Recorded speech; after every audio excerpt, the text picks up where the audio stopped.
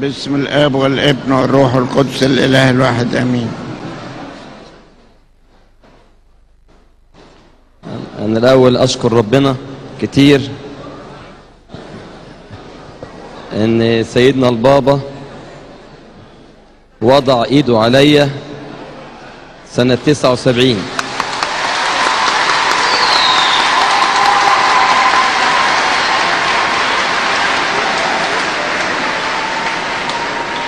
ودايما أفتكر وأفتخر بهذا الأمر، وده فخر وشرف ليا كبير. وزاد الفخر والشرف انه يوليني وكالته بالاسكندرية،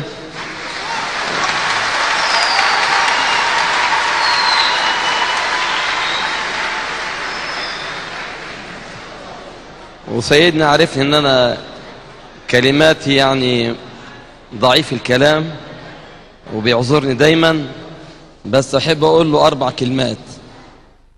انت يا سيدنا وحشتنا كتير قوي في اسكندريه،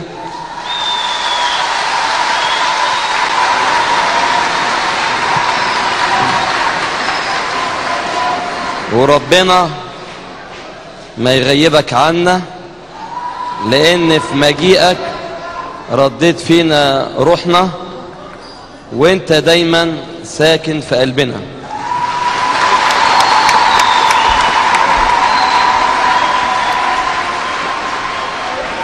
ودايما من جيل لجيل وتتسع خدمة الكنيسة في كل مكان. وسيدنا في عيد العنصرة رسم 9 آباء الأساقفة. النهاردة احنا 7 و2 كانوا أساقفة عموميين هيجلسوا على كراسي.